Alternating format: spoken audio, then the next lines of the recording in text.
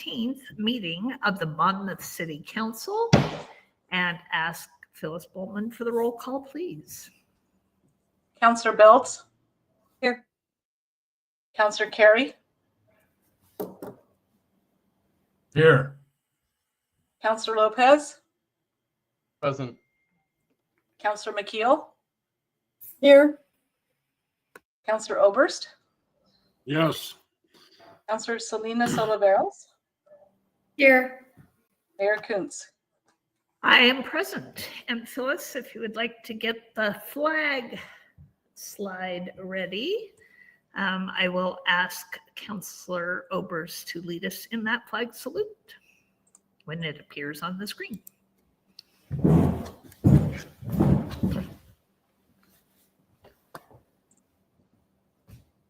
If you're unmuted. It helps to unmute, doesn't it? I pledge allegiance to the flag of the United States of America and to the republic for which it stands, one nation, under God, indivisible, with liberty and justice for all.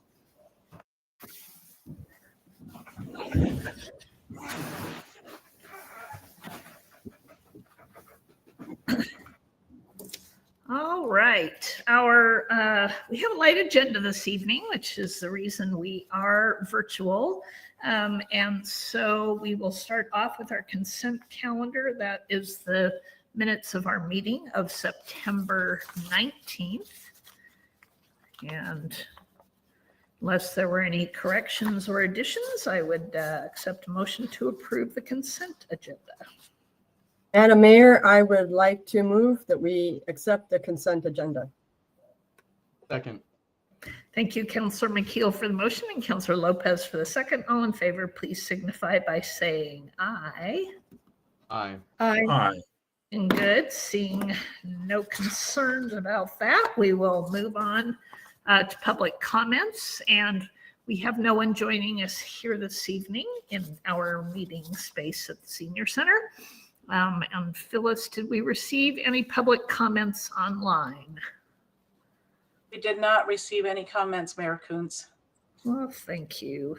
Then we'll start off. And our first fun item tonight is a meeting with our Library Advisory Board. And I see we have with us at least one member plus our Library Director, Chris Oberst. So Chris, Nancy, who's going to give us the update here? I was selected to give the update, and I wanted to share with you the wonderful things the library is doing. There's a lot of adult programming, which I've participated in and enjoyed, that's happening. There's author talks and storytellers, gardening related programs with OSU, and there's a popular book club that meets once a month, movies and pizza nights. They participated in Make Music Day, partnering with Monmouth Senior Center on programs and discussions. There's one coming up about a book called Together that both in the library and at Senior Center will have discussions. There was an Oregon Humanities conversation that was really interesting that I attended. It was called Can We Get Along? And also another adult program was partnering with the Monmouth Arts and Cultural Commission for the annual art show. And that was interesting to see as well. The children's programming is also remaining strong. There's story times and bouncy rhymes for babies and toddlers, crafts, activities, movies, Lego programs, performers, and story walks, which we have in our park. And all ages participated in the summer reading program this year. And there was a total of 37,395 minutes read by children. Teens had 80 books and they read 28,000 minutes. Adults read and reviewed 246 books, and that was a total of 77,490 minutes. So it was a very successful reading this summer at 143,685 minutes. And that's an amazing amount of reading in the summertime. The library has been working on updating policies. And so the board has been hearing about different policies that Chris has put before us. And we're slowly getting through those, which is a big task, but it's important for us to do. Two things I wanted to share with you as well is these little brochures. I don't know if you can see them, not very well, but they're really wonderful at the library because you can pick them up and stick them on your calendar, and it has all of the things that are happening during the month and even into the next month. I think it was a really good idea to do these. And I believe that you received the 5-year snapshot chart. Is that correct? You have it. Yes, So that when- to us. Yes. Everyone, that was in your revised packet. if you look at the years between 2018 and 2022, you see a comparison of what happened during COVID and what is happening now. And you see a real surgence of things picking up. And I think that we should be proud of our library because they really have made an effort to connect with the community again. And I think it's working. Does anyone have any questions for me? Any questions? I did notice, and maybe for Chris, the in that snapshot, the average volunteer hours have come down quite a bit. I haven't really recovered to pre-COVID times, and We I know. actually, Yeah. Go we ahead. actually reorganized and reconfigured our volunteer program and identified tasks that we needed to have done and just filled those positions as opposed to finding things for people to do and taking a lot of time spinning our wheels. So we geared it more towards the library's needs, and it's been working very well. It's streamlined everything, and it's much easier to manage and monitor and keep things running smoothly. So there is definitely a difference. Okay. Yeah, I just know a lot of organizations are having a hard time getting volunteers back in person. So wasn't surprised to see it, and I figured you'd worked way around it, but I know how much you value your volunteers. Anyone else? Any other comments or questions? Go ahead if you've got something. Okay. Thank you, Mayor Coons. I just wanted to, I don't know if you have your volunteer hours, if you know how many of those are maybe students who are using it for service hours. I know Central High School students have to have a certain number of hours, and I don't know if that's the case. It sounds like fun to me, so I'm just asking if that's happening. Well, again, with part of the reorganization of our volunteer program, we've scheduled times for volunteers to come, and that doesn't always really work out for students. Also, we have a kind of a long history of hit and miss with students. They're excited and they come the first time and they don't show up again. One year we actually connected with the school. We created this whole program just for students, and it included training. We were going to have them work together. We were going to feed them. Nobody showed up. So we spend a lot of time finding things for people to do that don't come to fruition. So we do consider on a case-by-case basis, but generally we don't have community service hours. That also goes with court-appointed community service. Excuse me, I had a frog in my throat. We were finding that, again, there was really no follow-through. Polk County and Marion County, one of them, never really asked for us to submit any hours. And again, they might show up one time and say that, oh yeah, we're on board to do this, and then never show up again. So was a lot of work on our part for a little getting back to the library. Yeah, But again, no, no, we consider things on a case by case basis. yeah, no, that's a really great explanation, and I like that you have specific duties that people can do because sometimes volunteers don't know what needs to be done. So I think having some kind of job description is a really good idea on your part. Yeah, we created job descriptions. We have training. We have ongoing training. So we really spiffed up the whole thing.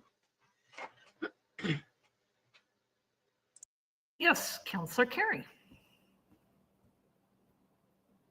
One of the reports that we often get, or one of the elements that are often included in the report, is the sort of ratio between lending and borrowing of our volumes. We've always been sort of a net lender, as I recall. I'm wondering how, and if that's still the case, and where we are regarding that. I don't have that information in front of me, but I can get back to you. And yes, you're right. In the past, we have often been a net lender within the Chemeketa system, meaning that we send out more of our books to other libraries than we actually borrow from other libraries, which is indicative of a good quality collection. I'm assuming it's pretty close to that, but I don't have those numbers, but I can get back to you with those numbers. Well, I think it's something that we've sort of been proud of in terms of our contribution to the overall library system, that that's CCRLS or whatever the acronym is. But Yeah. it would just be, I think it would be nice to know, and a point of pride on our part, I think.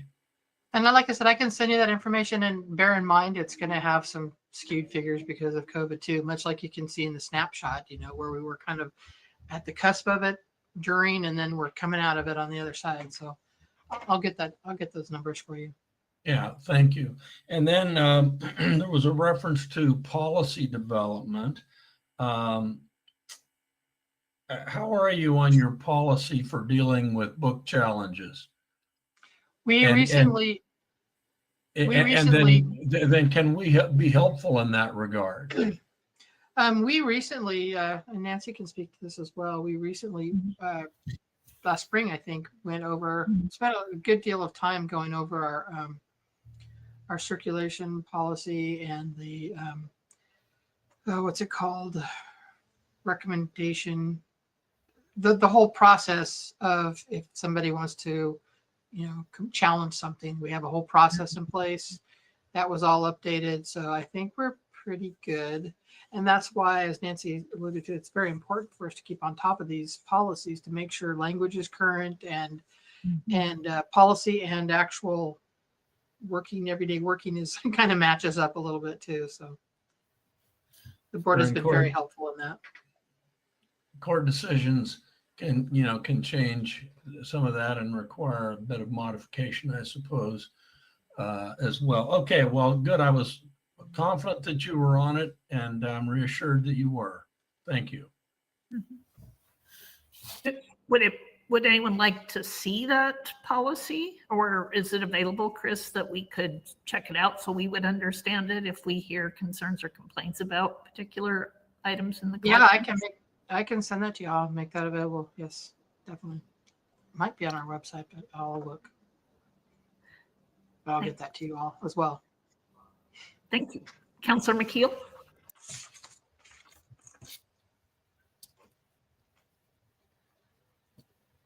Sorry, I couldn't find my mouse. Thank you, Madam Mayor.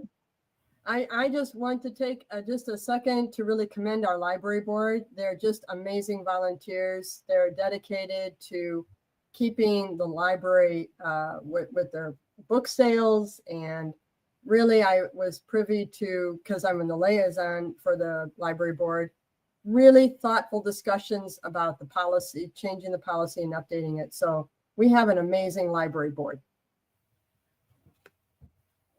Thank you. Yeah, definitely. Although a reminder, the book sale is the Friends of the Library who do that to help support Yeah, our Sorry, library yes. board or not quite the same, but all of them do great work to keep our library going. I thought that was one other interesting statistic. Again, post-pandemic, is the materials delivered has continued to increase significantly post-pandemic. Do you want to talk a little bit about how that service works? Sure. We have a program called House Calls. It's for people who are unable to travel to the library for mobility issues, illness. It's in our, I believe it's our zip code area. We have a volunteer. We have a staff member who interacts with people who sign up for this program, interview them, get an idea of what they like. Then we select books, movies, materials for them. Then we have a volunteer who's scheduled to deliver and to pick up. And part of that delivery service is our volunteer is very good about just checking in with the seniors, seeing how they're doing. It's a point of contact for them from someone outside of their normal circles. So we have been focusing and trying to get more people utilizing this service. It's a great service. They've done some outreach at the senior center. You have people come in occasionally and like adult children of, they're looking for services for their parents. And sometimes it can take a bit for somebody to decide they want to join in on this, but it is a very good service. So if you know anybody that could benefit from that service, please direct them our way, because like I said, it's great. We have one of our House Calls patrons now. She gets like two, like the shopping baskets that you do, those full like every couple weeks. Mm-hmm. So she's happy. We're happy. Yeah, that's amazing. I'm really glad we are continuing and growing that program. So that is a great one to get the word out about. All right, anyone else? Thank you so much. And thank you, Nancy, for being here and representing Chris. Not to put you on the spot, do you have the names of all of your advisory board members that you can share with us? Yes, I do. We just had our election of officers. Our current new chair is Carol Hardy. She's a retired professor. The vice chair is Madeline Fisher. Our secretary is Lucinda Ammerman. I'm kind of excited about that because it's all the minute taking has been delegated to the staff. And I'm not really the best minute taker, but I do it. And she has volunteered to take minutes. So now we have a new minute taker. So Lucinda Ammerman, we have Nancy Bowles, Deb Dar. I'm forgetting somebody, I know it. I'm looking at going around the table. Carol, of course, comes to our meetings. Our past president. Oh, Bill Horner, our past president.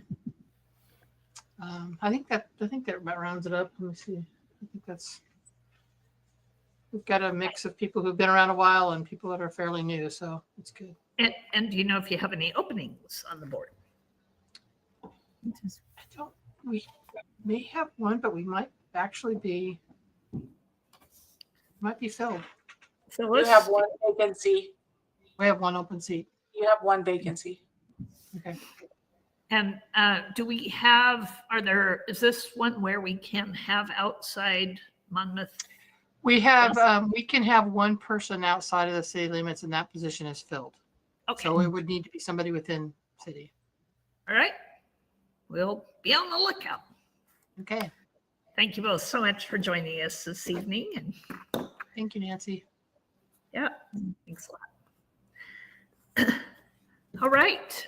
This evening we have a couple of items on our agenda, and one of those is a presentation that we will have with our partners from Community Action Agency, Mid-Willamette Valley Community Action Agency, who are here to talk about a really exciting project that's we will host in Monmouth. So, and I see lots of you on, so I'm not sure who's taking the lead and who's going to do the introductions here. Ashley or? Chris, or? Yes, good evening, Madam Mayor. I will take the lead here, and it's our pleasure to be here and present to you and the council. I do need to ask your forgiveness for a brief moment. I'm trying to share my screen, but have just received a notification that it's going to require me to re-enter the meeting to be able to do that. This, I do believe, will allow us to create a clear delineation between my role as a city councilor and my role in my day job as associate director with Home Youth Services. So if you'd excuse me one moment, I'm going to return in just a second.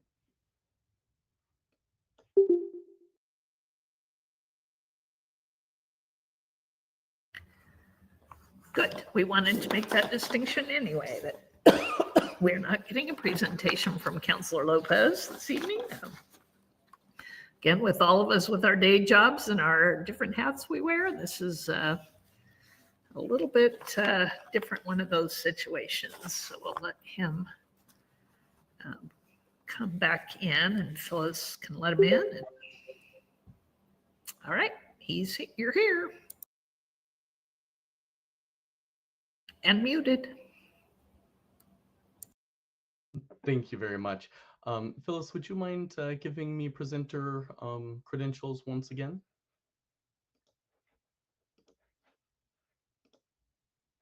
All right, I believe I have it now. Excellent.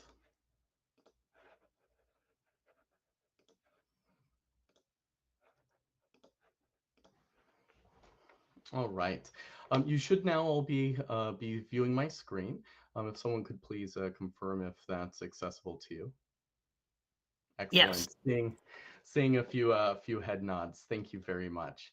Well, tonight we are here presenting on behalf of Mid-Willamette Valley Community Action Agency, and you all will receive a copy of this presentation after the meeting tonight.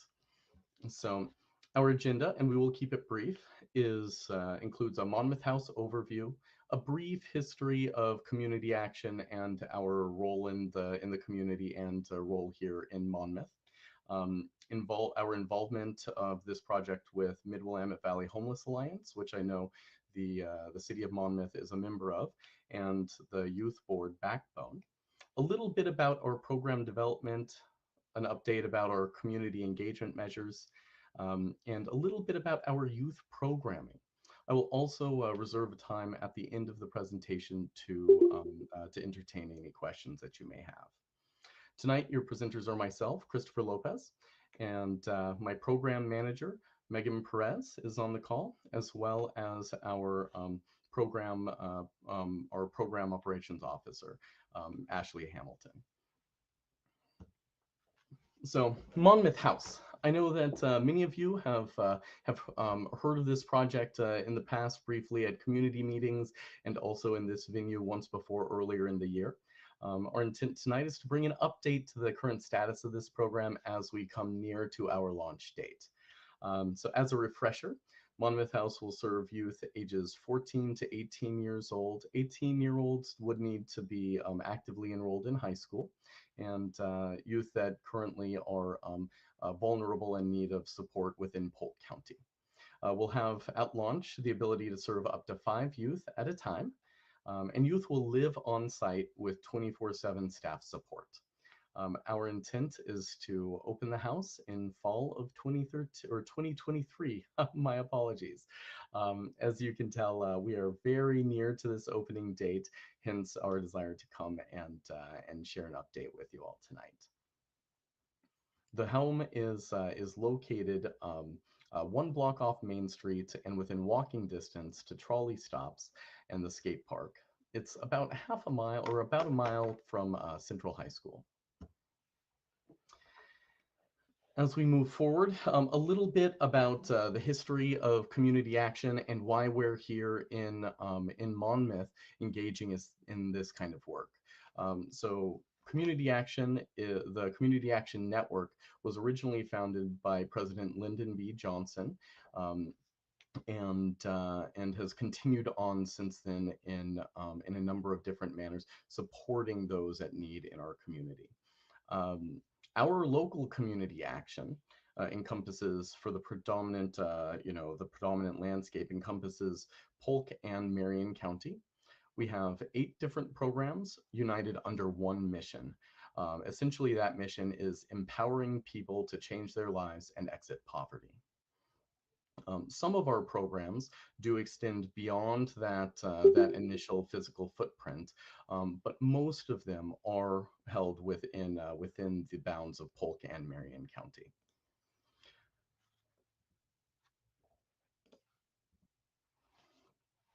Now, I recognize that the City of Monmouth is a member and partner within the Mid-Willamette Valley Community Action, Mid-Willamette Valley Homeless Alliance.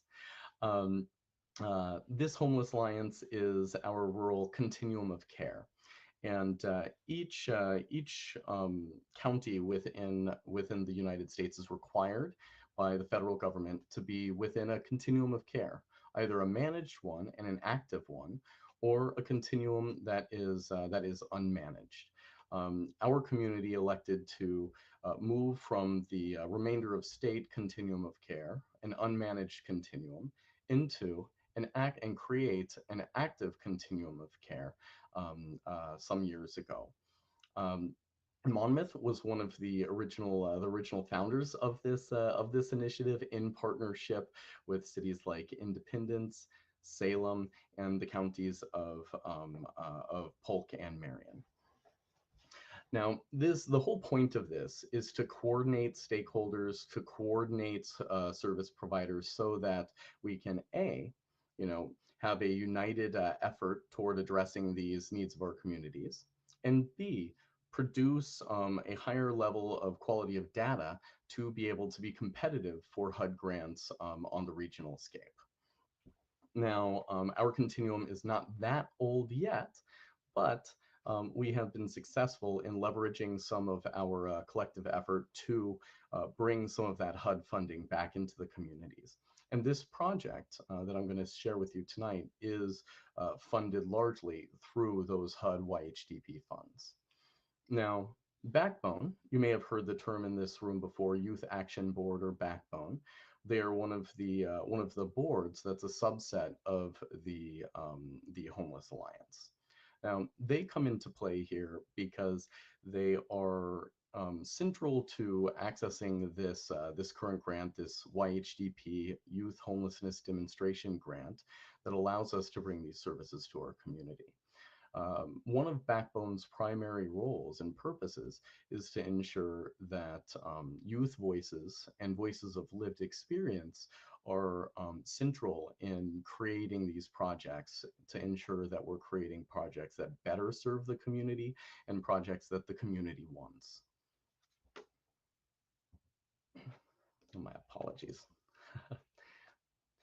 At this point, I'll turn the presentation over to Megan Perez, and she'll share a little bit about the house itself as we've begun to put it together. Megan? Thank you. Hi there, I'm Megan Perez. Thank you so much for having us tonight.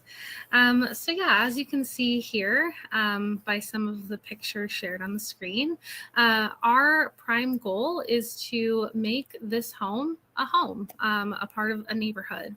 A little bit about this space. We are initially starting out with 5 youth in the space. The space is a very large home, but we want to make it as homey and comforting as possible.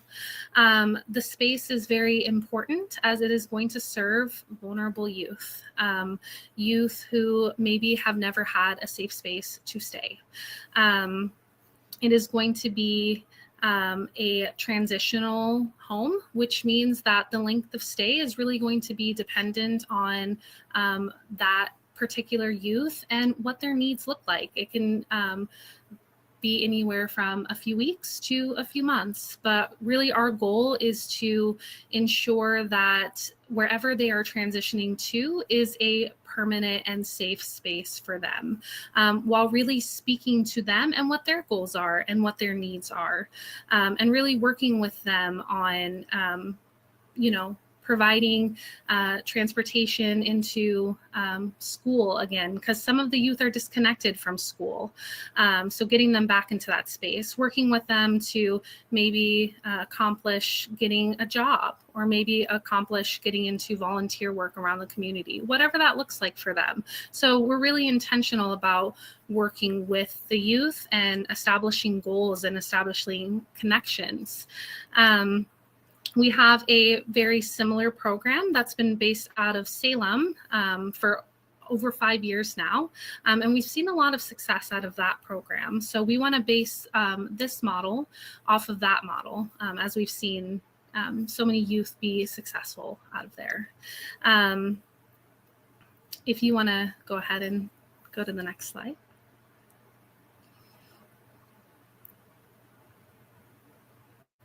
So a little bit about our community engagement. We've been very intentional about engaging with our neighbors because, like I said, we are prioritizing keeping this home a part of the neighborhood. As I was onboarded in early June, Christopher and I walked around the neighborhood door to door to introduce ourselves and ensure our neighbors that we want to be a part of the neighborhood and we want our youth to feel a part of the neighborhood. So that has been very important to us. And so much so that as we have been working on the home, even next door neighbors or neighbors across the street, we have built relationship to where our neighbor the other day walked across and said, hey, I noticed that somebody was kind of walking around here. Did you know them? So we have built rapport with the neighbors. Other things that we have been intentional about is speaking with the McKinney-Vento liaison at Central High, speaking with the gate and making sure that we are basing ourselves out of there so that we can get to know the youth in the neighborhood and in the community and in the city. We want to make an effort to make sure that the youth who are experiencing housing instability can experience a safe space in their community and experience having a home in their community and not have to be uprooted in order to just have a home again. We have been very intentional with making community partners within the community and engaging in that way. As you can see by the pictures, we started off, that bottom picture right there was kind of a little bit of the backyard when we kind of in early June. And then the upper photo was after we had an LDS church group come out and they kind of helped with those garden beds. And that is going to be a space where we have youth learn some life skills and garden. And so that's something that staff is really excited to help with. And so many community neighbors are really excited to also volunteer and help teach some life skills on gardening. I know that there are some neighbors that are quite handy when it comes to that and very excited for us to open and so that they can teach in that way. If you want to go to the next slide.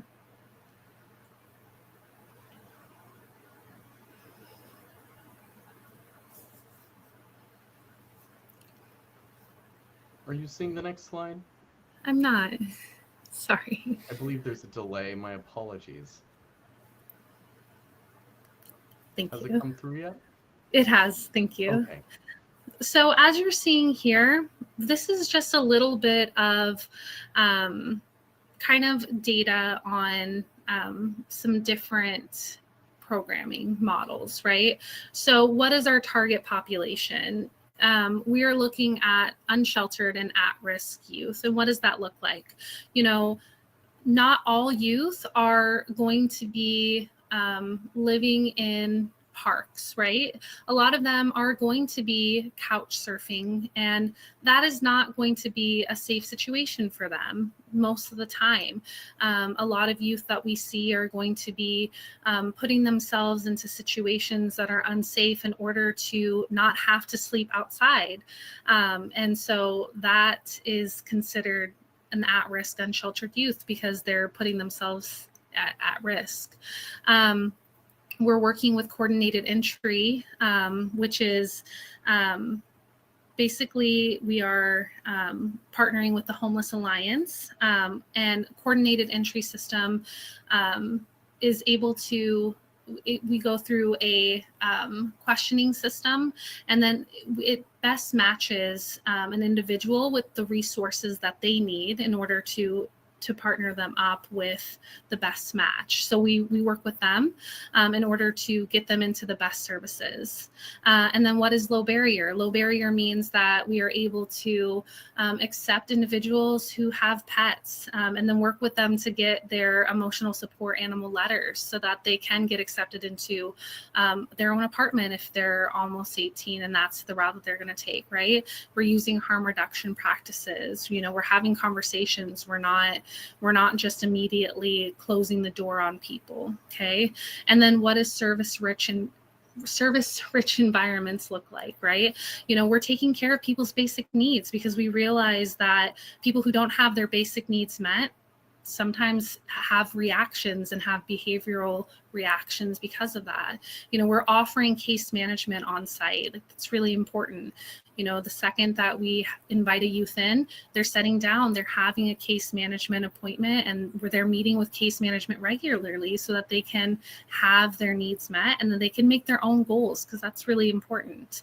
And we're having those community connections. And then safety. Safety is extremely important to us. And that's something that we wanted to ensure that the neighborhood knew was important to us. And we want to ensure that everybody knows, including the youth, that their safety is our top priority.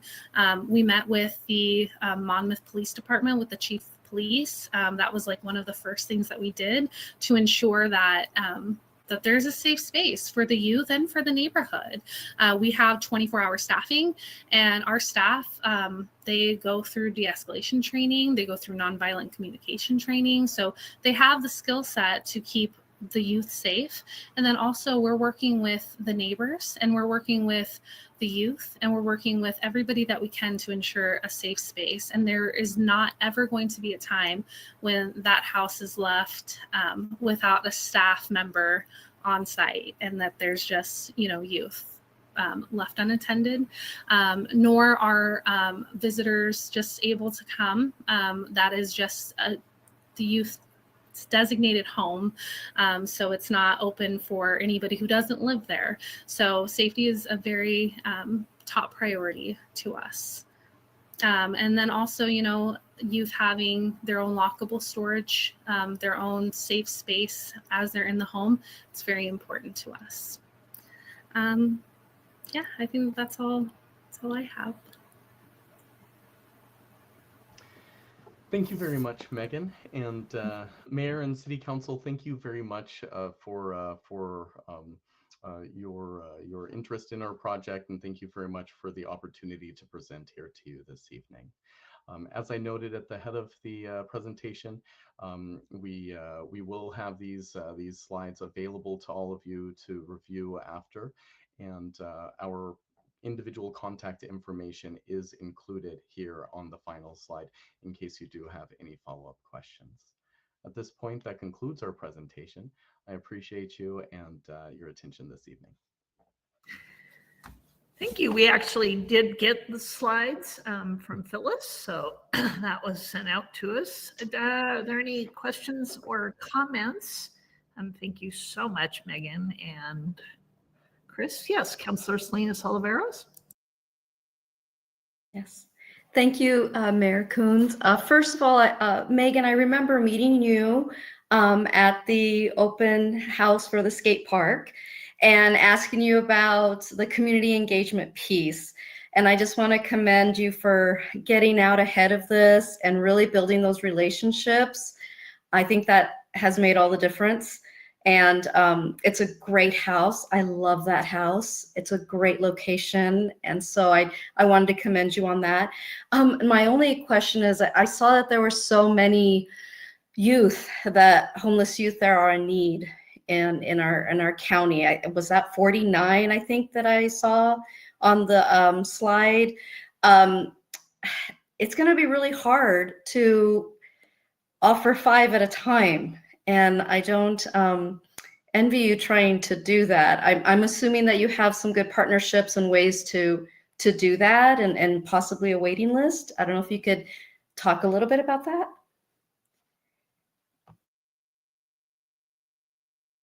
Megan, I'd be happy to field this question a little bit, as I believe it intersects a little bit more with our coordinated entry system. Thank you very much for the wonderful question. And you're correct. The need does regularly outpace the ability to meet that need, right? That's where coordinated entry does come in. So coordinated entry is a system that looks at the criteria that an individual is currently living under and matches that individual with the best solution for their need. So it is a third-party system that's run through the collaboration of the Homeless Alliance. A different portion of Mid-Willamette Valley Community Action is assisting the Alliance in creating a youth-specific coordinated entry. Because as you can imagine, the questions that you would ask a youth or a young adult about their living situation and whether or not, and assess whether or not it truly is a safe space or not, are very, very different. The needs of those populations are very, very different.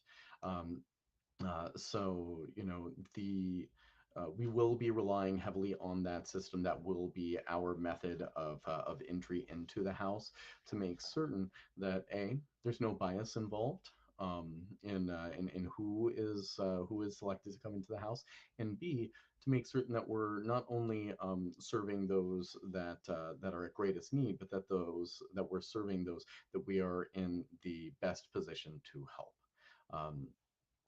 So one other piece about that McKinney-Vento information, that is the McKinney-Vento number for Central School District, right? Not even for the county as a whole. If we look at the county as a whole, that number is much larger.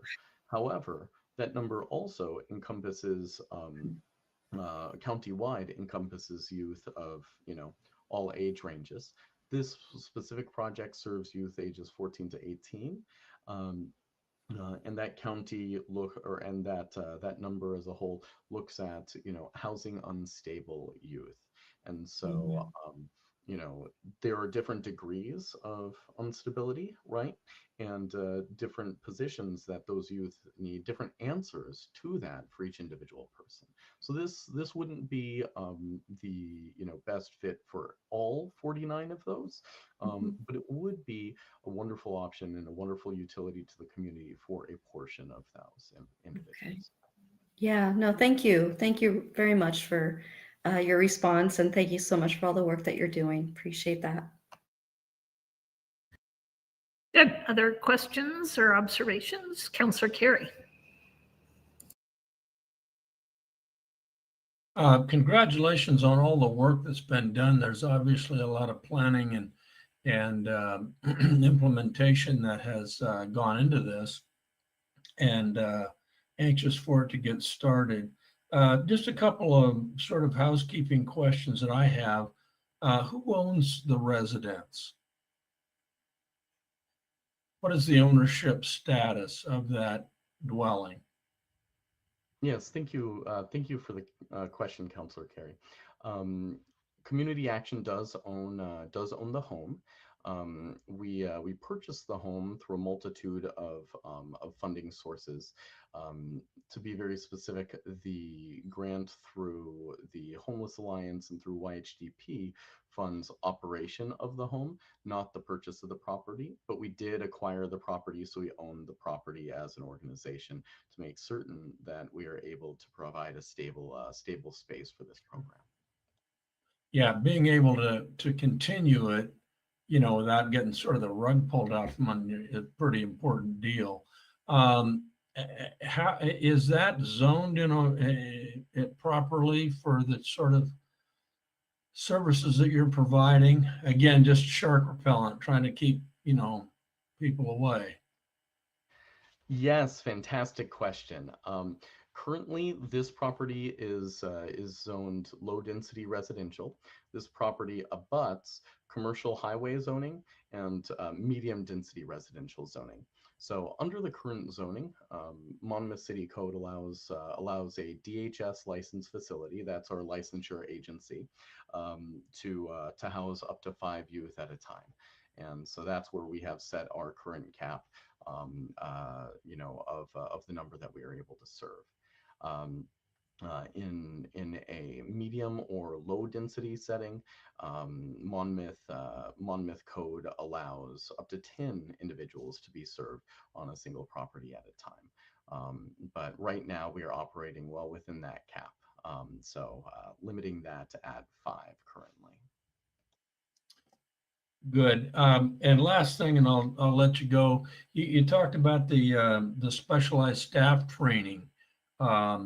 Obviously, there's all kinds of things that are there. Can you talk a little bit about the training of those the people that are going to be providing the guidance and supervision and 24 hours and all that jazz? Yes, I'm happy to, and I actually see Megan's microphone coming on. Megan, I'll allow you to take this question. Sure. As staff are kind of onboarded and then just a part of their just regular, honestly monthly, we offer an abundance of training.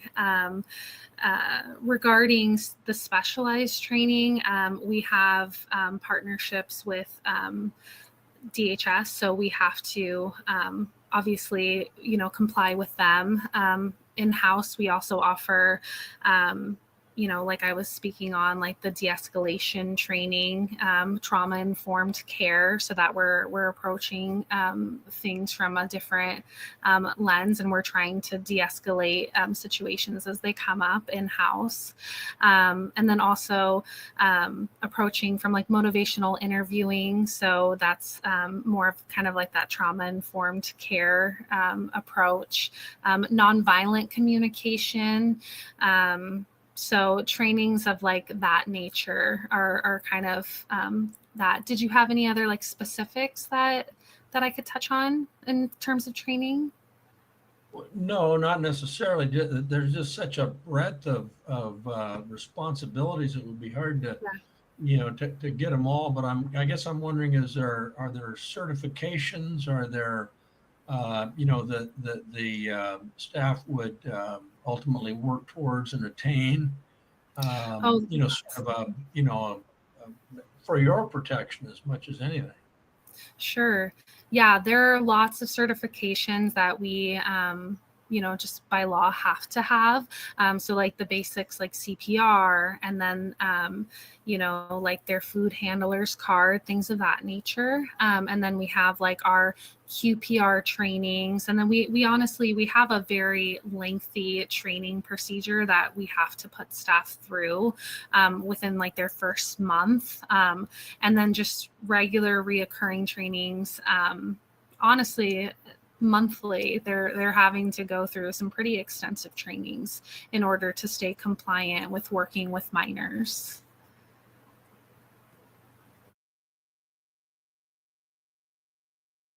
Great. Thank you, Councillor Carey. Any other questions? All right. Oh, Councillor Belts, go ahead.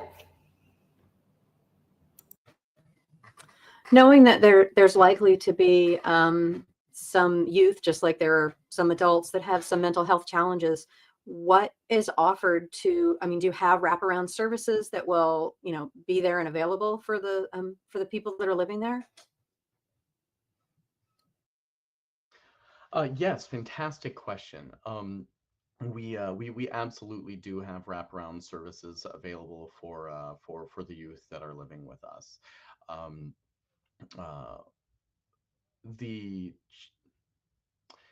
if you all would take a mental exercise with me and just imagine, remember what it was like to be a youth, right? You're absolutely correct. There are an immense number of challenges, and the parents in the room recognize that they feel like they grow by the day. So we do everything within our power to make certain that we are not only serving the current needs of youth, but also setting them up for success for the future.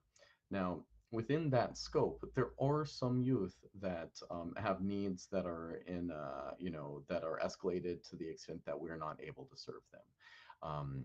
We are a facility that's able to serve those vulnerable youth, but we're not currently able to serve the absolute highest need youth. There are constraints within what we are able to operationally do. We remain very mindful of that because we have to make certain that this home is a stable place for the youth that are present to be able to succeed as well. This goes back to that coordinated entry piece, making certain that the youth that we are bringing to the home are within the group of youth that we are able to serve, and making certain that there is an elevated need, and that we are serving the population we set out to support. Our belief and our goal is that as we continue supporting the community in this manner, we're able to support you through those most formative years. We have another program that offers support for youth and young adults ages 16 to 24, which is deeply intertwined with this program. It's not a single-sided program like what we are operating here. It is a dispersed site program. It's similar to what it looks like rental assistance kind of plus.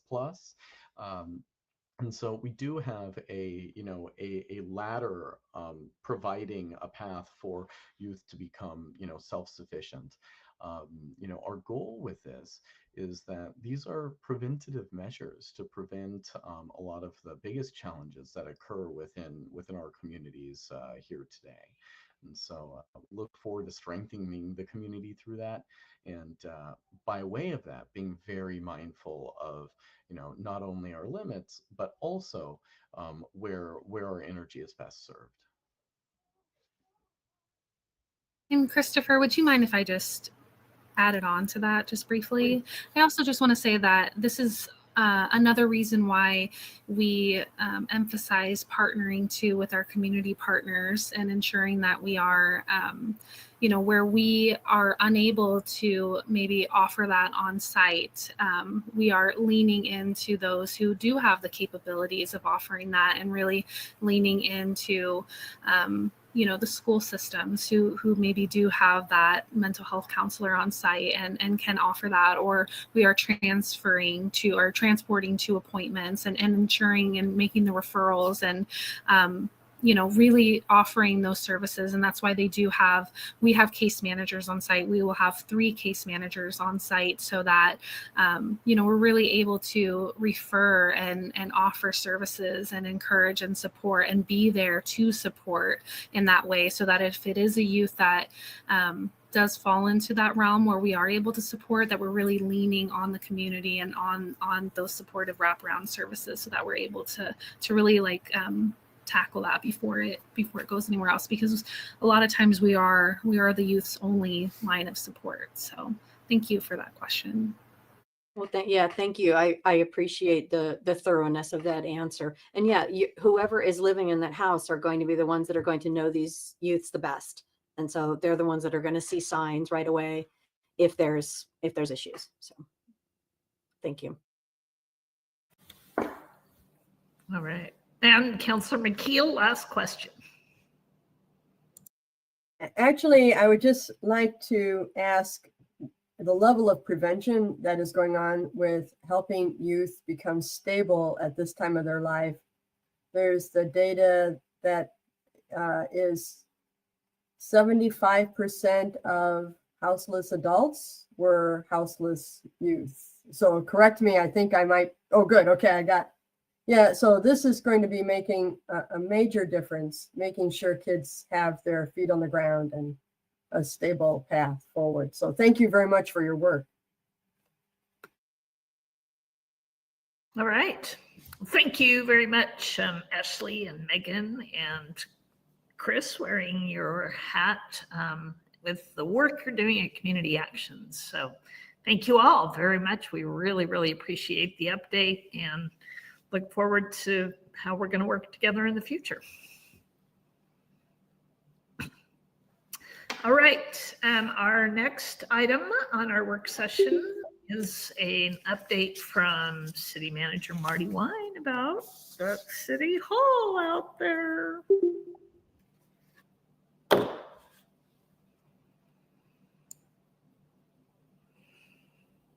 Hi, Council. I'm very excited to just give you a super brief update about what's going on with the City Hall project. It's really exciting, and a lot of what I'm going to talk about today, you're already seeing on the ground if you're driving or walking or doing anything near City Hall. So I'm going to ask Phyllis if she can make me the presenter, if she hasn't already. And all these photos are part of my staff report. So probably what I'm going to do is just talk a little bit about what's going on with the project. And I put this on the agenda so that you would have an opportunity to answer questions or ask questions that hopefully I can answer about what's going on with the building and the project. And so there's a lot of exciting, there's stuff going on with our new City Hall. So I hope, and so it looks, oh, sorry, Carol, Councilor McKeel is having a poor connection. She's going to come back. And let's see if I've been able to share.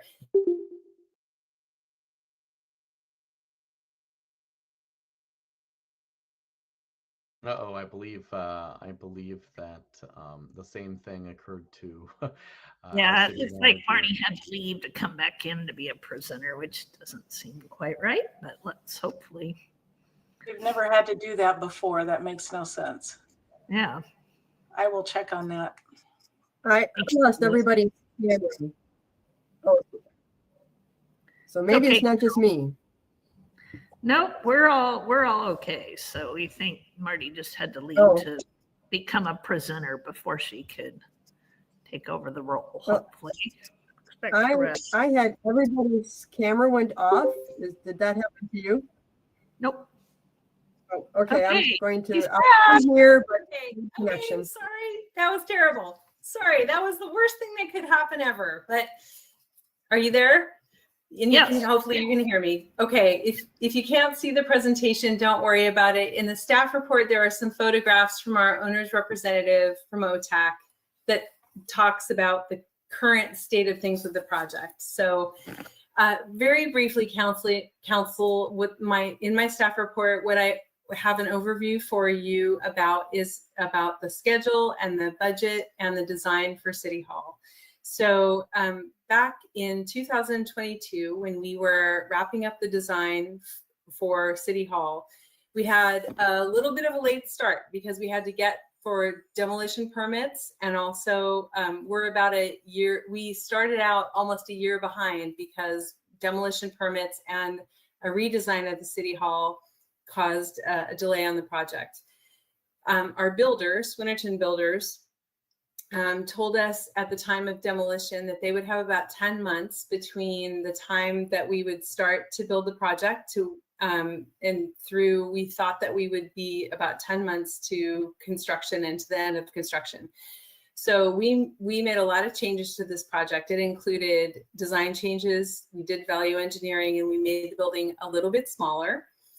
We had some supply chain and some other delivery delays, and we had some permit issuance challenges that I can tell you more about if you want to ask about. And so back in August of 2022, we started building the building. But here we are, a year and a little bit later, and we have a building. And if you look at what's happening on Main Street now, I know it's beautiful, right? We have a building and a parking lot and a presence on Main Street, and we have the building that we have come to. We I'll give you a little update about where we are with the building itself. We're completing interior work. So the exterior is largely complete, and we have a bunch of our systems like HVAC and lighting and so on that are getting installed now. And we are seeking final inspections with our building official and our final permitting. And the pictures that I showed in my staff report is that we had our front stairwell that was installed last week, and we have an elevator that's been delivered and is going to get installed this week. And so there's a lot happening right now through late October, which is when we hope to get an occupancy permit, a temporary occupancy permit. So our goal is, and hopefully everybody's got the invitation, right? So we have a November 1st dedication ceremony where we're going to have an open house and a walkthrough for the community. And our hope is to be able to move in the middle of November. So November 15th and a couple of days around that time, our goal is for staff to all move in. We'll start taking payments and the counters will open on probably the Monday of Thanksgiving week. And so in mid-November, we're going to be open for business and in the building. So that's the goal. And all of that depends on temporary and permanent occupancy. So in my staff report, I also talked a little bit about the budget for the project. So we had available funding of $9 million for this project. And throughout the project, we have been, the majority of the project is about the direct cost of construction. It's a little bit over $8 million for direct cost of construction. We also have our architect and other permitting fees and our furniture, fixtures, and equipment, and that brings us to $9 million plus. So we are slightly over schedule and we're slightly over budget. I just want to be transparent about that. And we are trying to deliver this project as close to budget and as close to schedule as we possibly can. And so I think I can give you a more detailed budget if that is important to you, if you want to talk a little bit more about where the funding is going to come from to be able to deliver the project, which is it's close to 10% over budget. And there are a bunch of contributors to the reason for that cost increase. We're ordering furniture and we're getting ready to move, but I can give you a more detailed budget breakdown for the project if you would like that. I know that tonight is not the time to be able to do that, but I would like to answer your questions tonight about what's going on with the project. We haven't had any major changes in design. One of the major delays has been our electrical and final meter main for electrical switchgear and the electrical system. And so anyway, this was kind of a disjointed report, so I'm sorry about that. But I just want you to know, like, we have some major milestones coming up. I think you know about what they all are, and you can see what the progress on the project has been. And I want to give a big shout out and thank you to our key communicators, it's a group who have been with us throughout the project to talk to us about what the community is interested about, and we've been trying through social media and the website to be able to keep the community up to date with what's happening with the project. So anyway, very short update tonight, and I wanted to just give you an opportunity to ask about the project or see about anything that you're curious about or want to know more about. And I'm hoping to see you at our building dedication on November 1st. So with that, I'll just stop making my staff report and see if you have any questions. Anyone?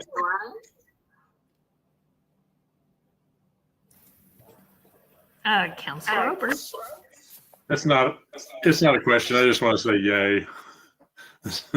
I am so looking forward to this. I am It's too.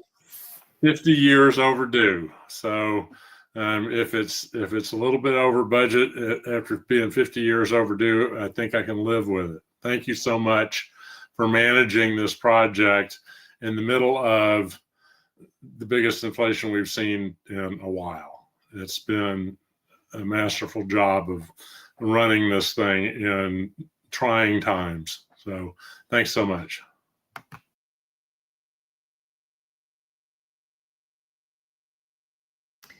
Yeah, I think it might be helpful at some point, you know, and maybe we don't need to worry about till November meetings about what that 10% is and where that revenue breakdown comes. As Councilor Ober said, it's absolutely understandable. So would that be helpful to everybody if we just either got something in the interim or at a future meeting to just have a quick report on that? I'm seeing a lot of nods. I'd be happy to put together a final budget report about both where our estimated budget for the project and also where we plan to be able to make up for those funds to complete the final project. And I can give you a final report about that.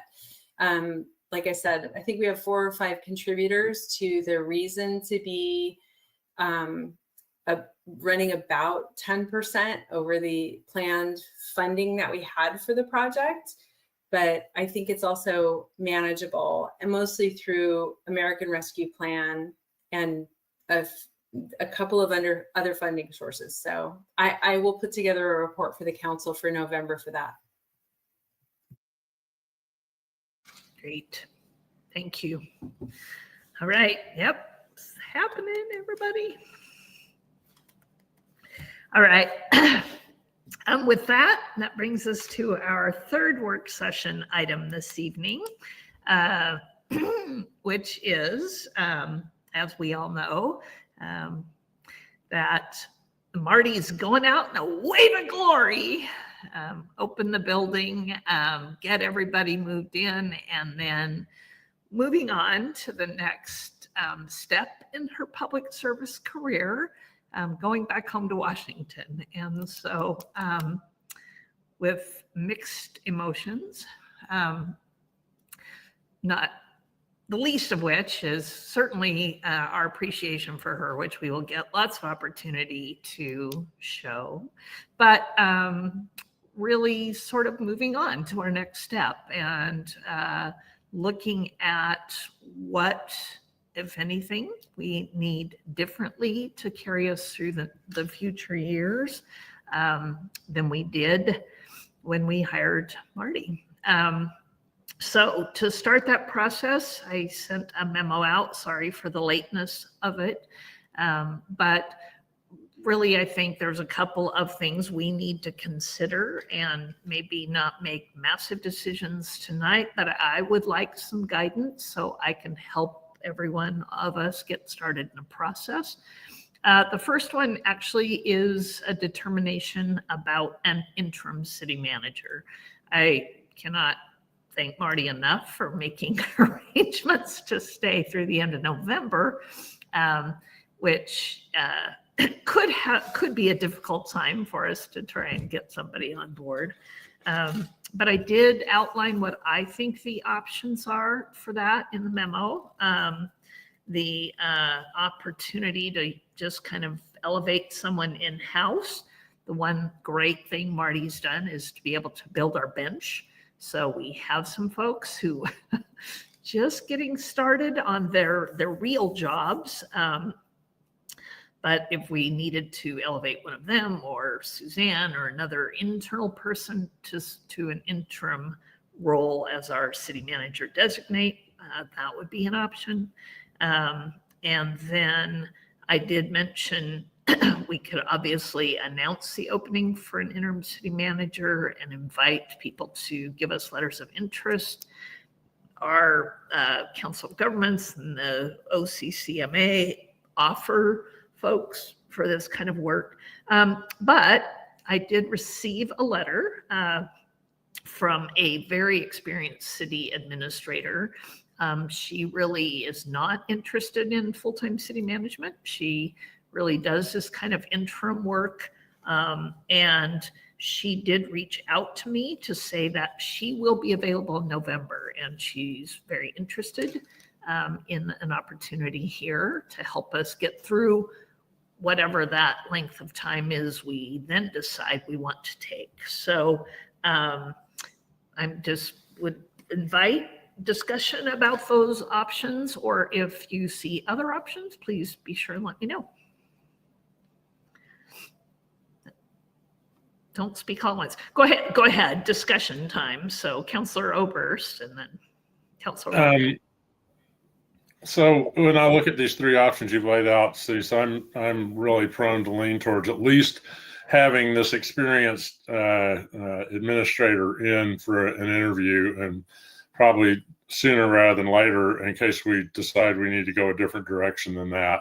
But that seems like a golden opportunity dropped in our lap to have an experienced person come in and hold that spot and keep us moving forward until we hire our full timer. I really hesitate to pull current staff into that, especially the two with, although we have manager experience on staff, right?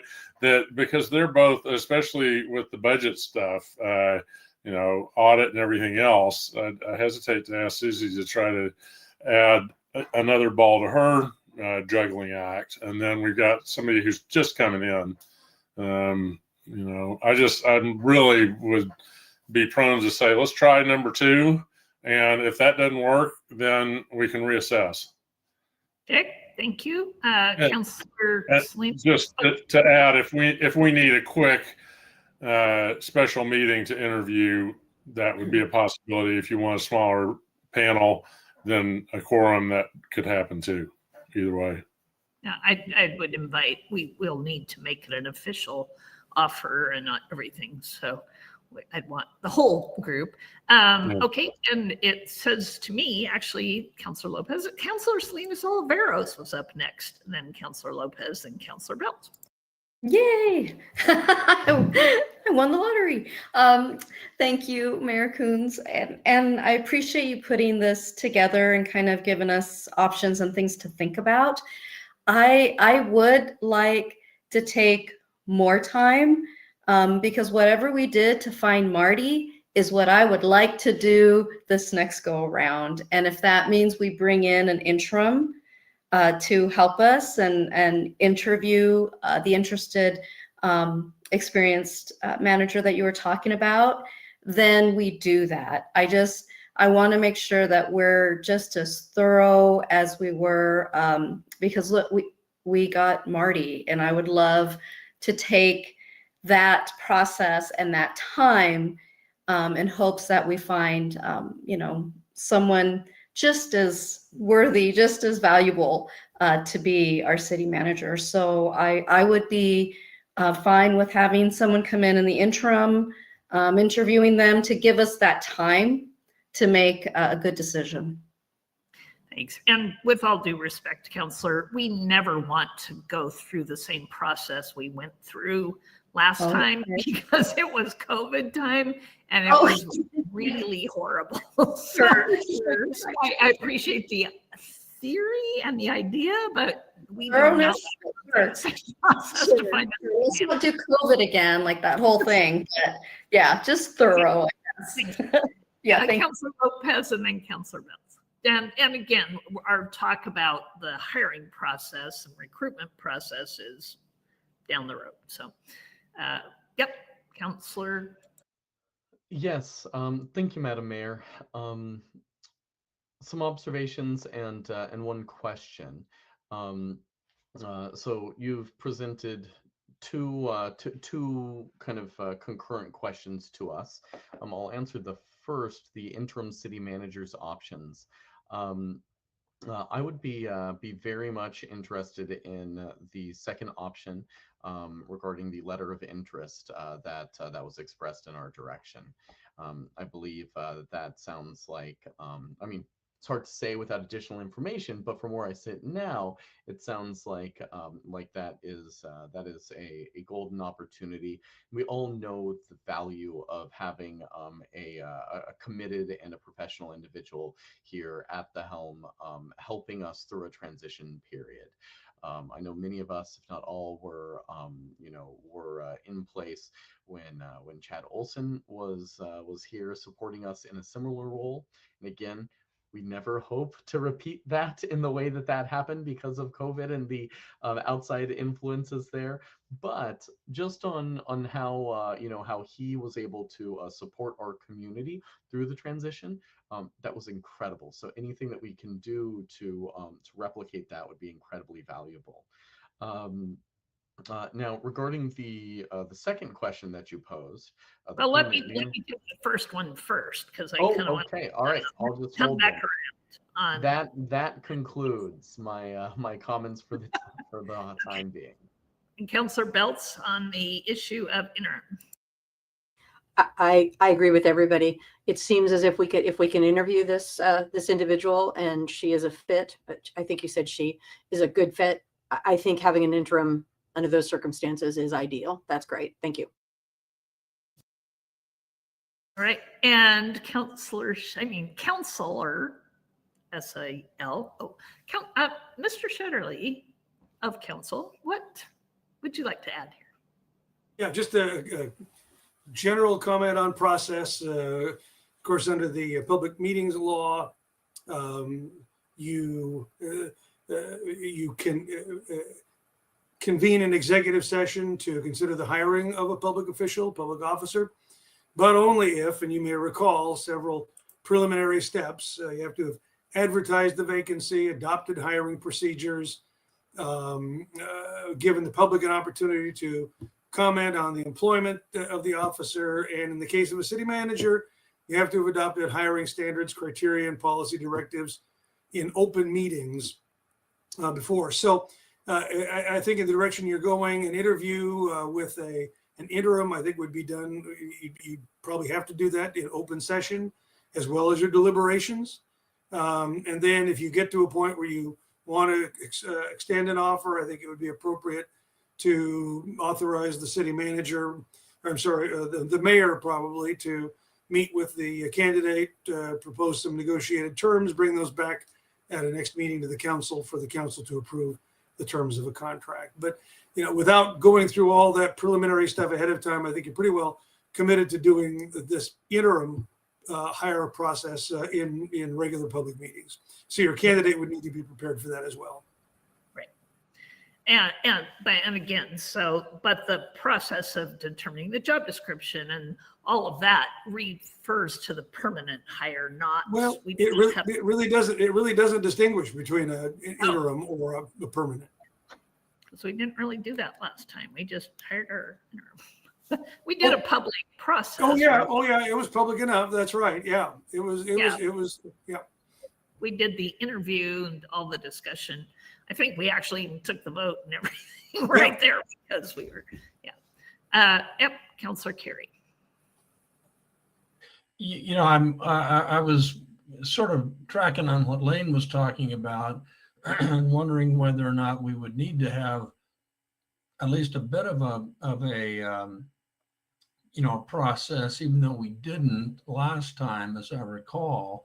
But that could be as simple as a very, given that it's an interim, it could be a fairly loose job description and, fly it and indicate that we begin evaluating and interviewing candidates immediately. Give it a couple of days, but we could move quickly on that. And I am in concurrence with everyone so far, and that is that I think we really need to find an interim right away if this person is good. I'm with John. Let's get her interviewed fairly quickly so we'll know whether that's what we're going to do, and if not, then we get on to the second one. The description that you gave of the person as doing sort of a series of interims in this instance is really as exciting to me, because the more times you become an interim, the better you get at being an interim. And we're in a good position here. And so, we don't need a change agent. We need somebody that can, work with menagerie that we have.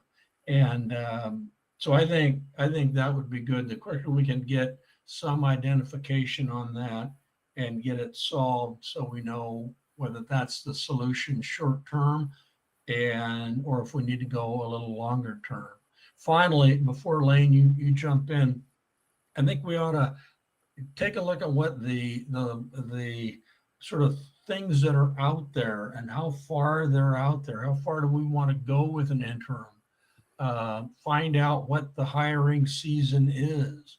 Do we want to get through the budget process with an interim?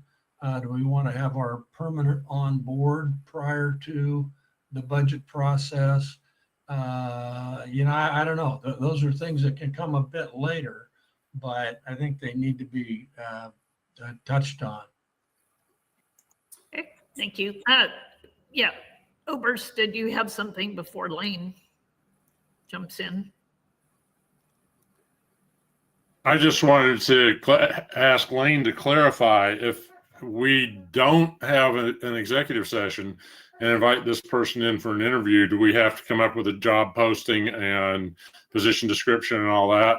Okay. No, that was what yeah, I thought you said, but I wanted to clarify that. Yeah, no, I was just going to say, I wasn't suggesting a lot of process here. If you've got a candidate that you think is viable based on CISA's recommendation and you want to talk to this candidate and you bring this candidate in and based on your conversation, their experience, you think this is the candidate made for you, you can extend an offer without all of the run up to it in the way of a job description and process. I mean, you really can just do it based on that interview and your reactions to that. So yeah, you don't have to do this process. If you've got a candidate, you can bring that person in and run them through the interview, make a decision if that's a good fit. If not, then you might want to back up and maybe spend a little more time developing, a process. But if you've got a good candidate, and as I recall, that's how Chad came in. I think you knew who he was. You brought him in, talked to him, hired him, and it was just as simple as that.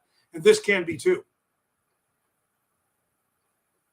Great, thank you. So anybody opposed to me inviting this candidate to our next meeting, if available, hopefully the first meeting in November, to meet with us? It's not really a yes or no decision. Just give me some guidance here. Okay. All right. I will contact and make sure this is still timeline works well. And then also we can if this person is interested, and that's kind of where I think I'm going to go, then I'll make sure and send out a resume to you and all that, so you'll have that information before the meeting. That'll be part of our packet. The second piece of that, again, is not the immediate need, and that is how we would proceed with the full process to do a permanent city manager search. And a few options there. I do want to say that, and maybe Councillor Carey or Councillor Lopez had a similar or different experience.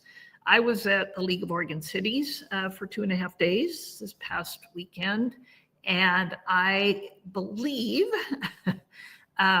from conversations that I had with a variety of people that we will be seen, thanks to Marty Wine, as a very attractive place for some quality people to potentially land.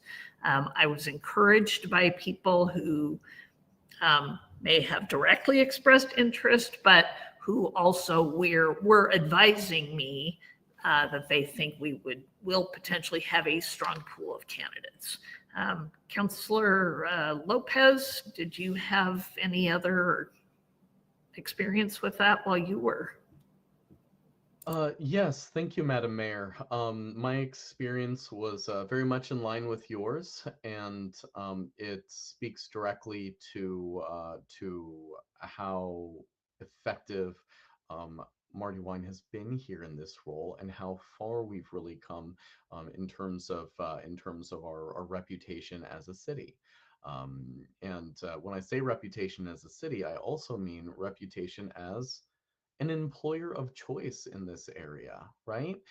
As a council that has, a appropriate and positive amount of discourse, but that is still able to unite behind a common cause. There's so many things that are going incredibly well here, and I don't know, just say this lightly to toot our horns, but I say this because this is the perception of our community of cities, and I believe that we would be an extremely attractive employer for anyone who's considering this line of work in the Willamette Valley. I have really nothing to add other than I was sort of taken by the awareness that people had of Monmouth. This sort of, out of the blue discussion. Oh yeah, you got a new city hall. Oh yeah, the trolley, all of that. So there's a fair amount of visibility on the radar. Definitely that. It didn't hurt to be standing up there and getting the hardware and getting another award as a city of excellence with our sister city Independence. And I think 7 projects were announced for that. And I think it was pretty clear that a pretty loud cheer went up for us. And so, Councilor Oberst. So you have answered my initial question, which was, y'all went to LOC, and I bet people talked about this. What'd you find out? Okay, so I know that now. And so I'm going to turn to your list of 3 steps, proposed steps, cease and permanent city manager search. And I question whether we need a national search for this, even regional. If we have a potential pool of good candidates in state, and we have, a couple of possible partners to engage in search and vetting of said candidates, and the COG or LGPI, whatever it's called now, let's go that way. Let's go ahead and reach out to the COG and see if they can help us with something and get this process rolling. This is a hard time heading into the holidays. And the fear I have is coming out the other side, our good candidates may find themselves neck deep in the budgets in their current cities and want to stick around and see that process through. So I feel like the sooner we get this started, the better the chance that we could get some candidates, on board early and perhaps entice somebody to come in and help with our budget process instead of their own and see if we can't get this thing done. So, I would speak for, let's just engage the COG or LGPI and see if we can get a good pool of candidates going and start the process. Yeah, and the other stated value of something like that is those are entities with which we can do an MOU, an IGA. We do not need to go out, do an RFP, vet the search firms first, which is a longer part of the process. Councilor Belz? Again, to keep this short because I'm tired and my dog is very needy right now. I agree with Councilor Oberst. I think that if we can keep it local, use the COG, use the resources that we have, and we may have an internal candidate or 2 that is interested and qualified. So let's keep it local. And if that failed, okay, well then we go out and find a Prothman or one of the agencies and hope that our interim stays a little longer, like Chad did. But other than that, I think let's keep it local. And remember, because we did interview the COG, I think, for our prior search, and the reminder that does require some staff time too. It's a little less full service, but again, we have. But what's nice with the COG, capacity. with the COG right now, though, they do have, they're at capacity. They're you know, their staff is much, they have a more significant staff right now than they did before. And so I think that their skill set is, would manage it pretty well. Good. John Kerry.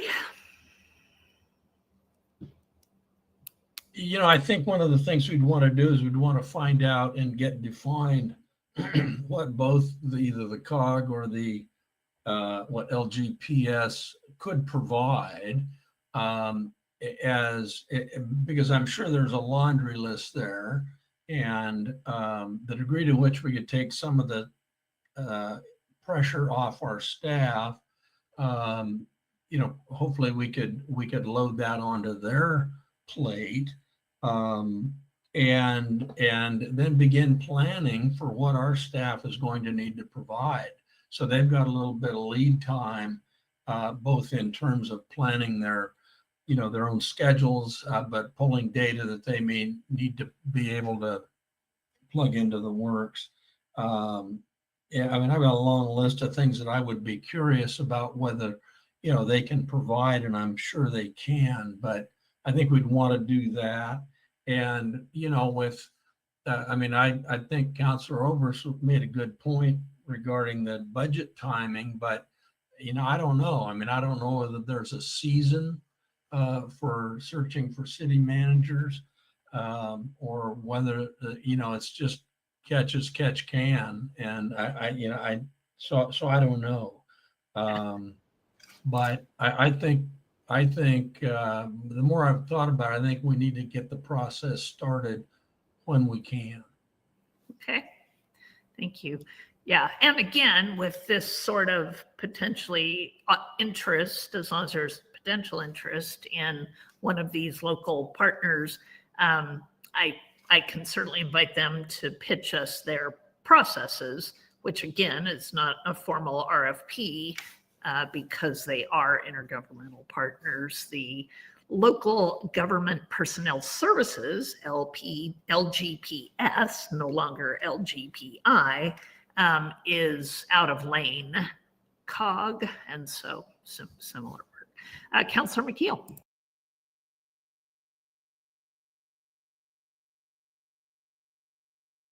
Oh, thank you, Madam Mayor. I think as we're looking at an optimal season to hire a new city manager, I think we could get a little advice from Ms. Wine to see, as you know, as her experience talking with other city managers, if they say, oh, there's no way I would take a new job during the budget season, because it could be that we're assuming things that don't actually the city managers worry about. And I think the interim that we're looking at interviewing could also provide a little guidance there. So rather than rush this to think we have to get it done before the budget season, we can find out really if that's something that is a deal breaker.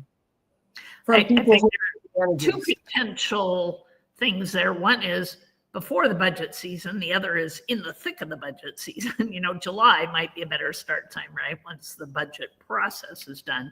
And you're right, Marty can certainly advise us. I will mention last time we were ready to make an offer to a city manager candidate in April. So right the thick of budget process, but right at the beginning of COVID. So, but we can talk about the timing certainly once we get an interim in place, because that will obviously help us drive a timeline, whether we are looking at 6 months or a year of an interim. So, okay. I feel like I have enough guidance to kind of start bringing some stuff back to us. Maybe she'll change her mind. No, I will start that work. But as I said, and certainly I think that emphasis again, Councilor Lopez, that we are, I believe, seen as a very desirable place to be. And that is thanks to Marty and the work she's done getting great people here, but also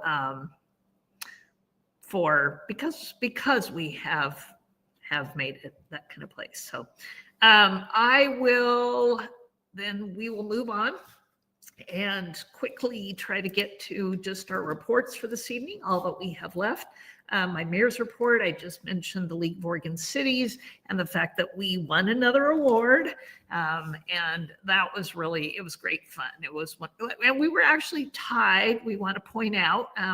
We shared the award with the city of Albany. They have a really interesting biosolid waste treatment project. So we did tie with them. I must give my props to my mayor, Alex Johnson. But yeah, it was really fun. It was a great conference, a lot of good learning.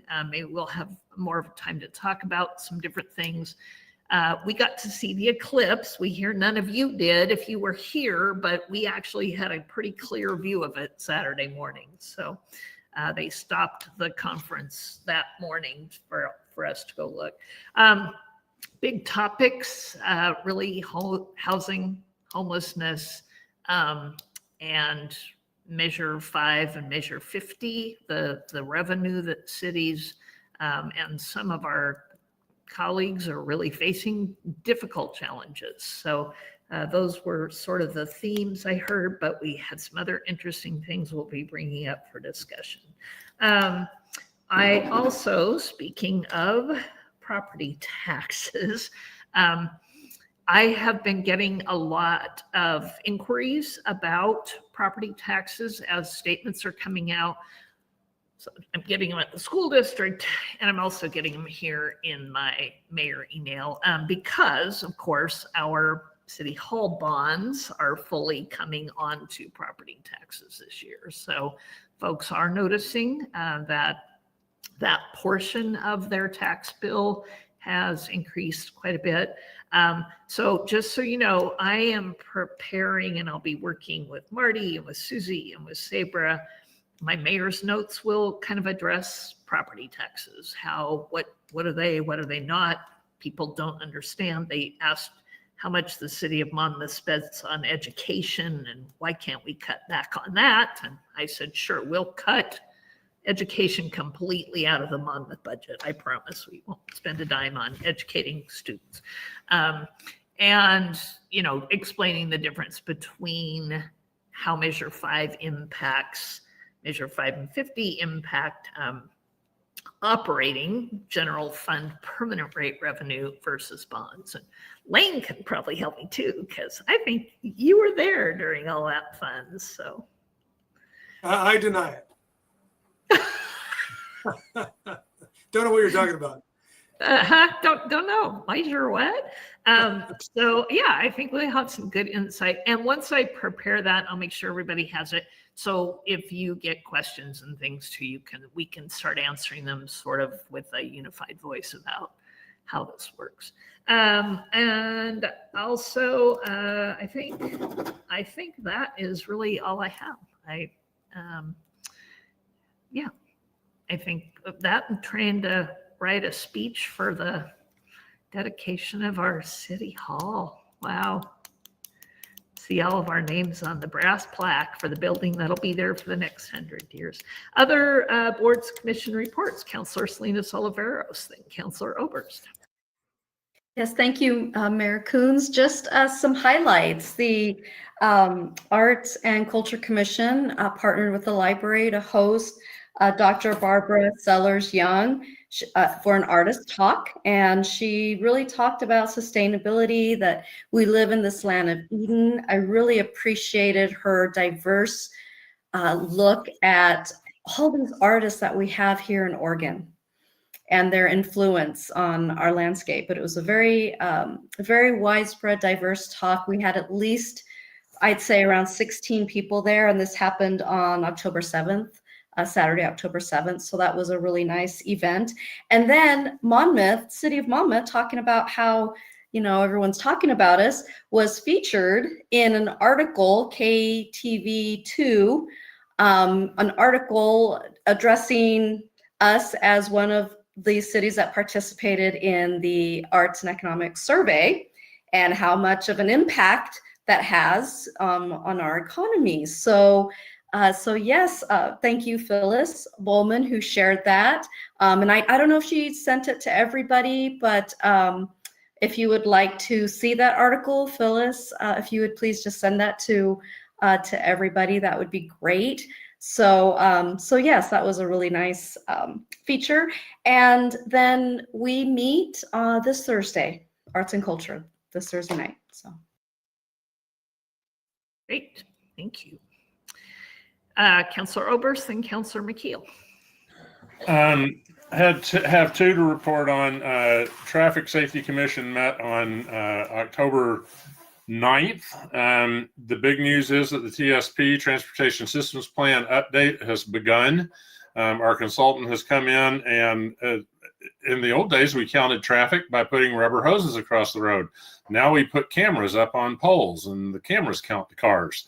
And the cameras can pick up conflicted traffic movements that rubber hoses could never have detected. So technology rolls on.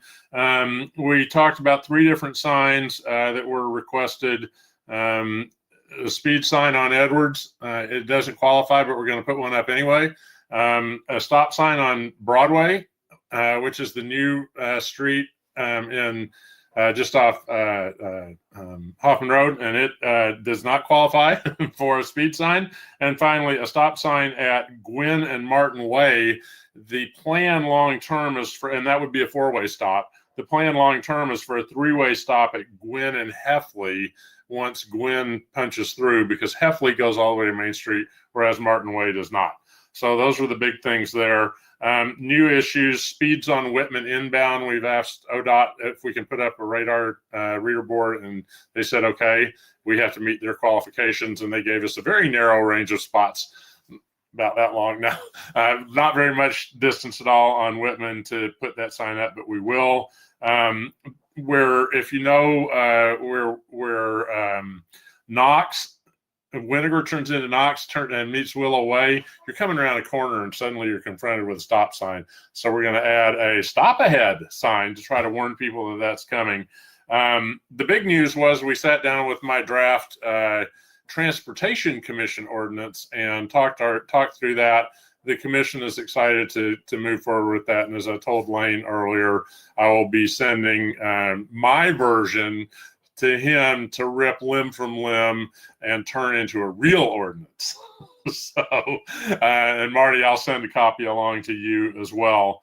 And then we had just a couple of things about parking. People parking near Madrona Park, their work rigs that are narrowing the road. And that's kind of a tough one because they don't stay past our parking limit time, of a week. And so we're going to have to look at how to handle that.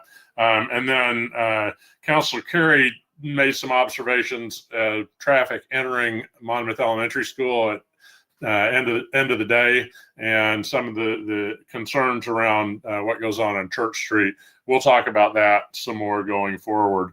Our next meeting is not yet determined exactly, but we will be having an advisory group form up for the Transportation Systems Plan, hoping to start that in early December and then wrap up the whole plan by December of 24.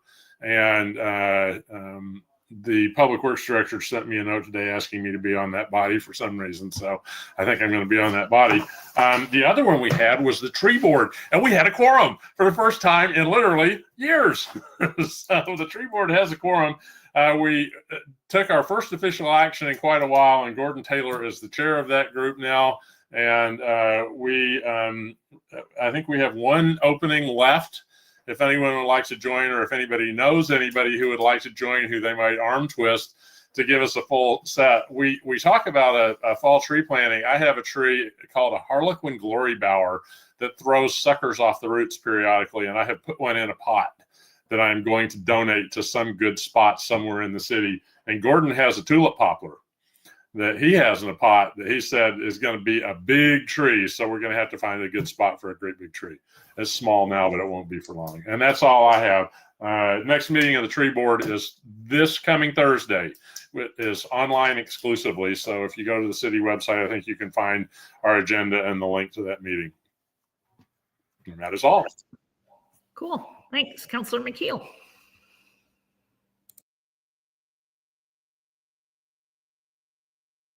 So I see Ms. Vine unmuted, so I was wondering if she had a comment or maybe it's just unmuted. Oh, okay. All right. Sorry. Oh, that was, sorry, my bad. Go ahead. Oh, I thought you were going to make a comment about Counselor Oberst, but okay.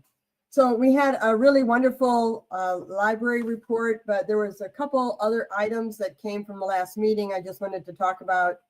They're actually ordering some new shelves for the paperback collection, so that'll actually really spruce that area up, and completing the DVD area with some browser drawers and getting a new ready reference shelving unit right behind the information desk. So assuming that the librarians are not looking just at Wikipedia as they're trying to answer questions. So little library joke there. Never mind.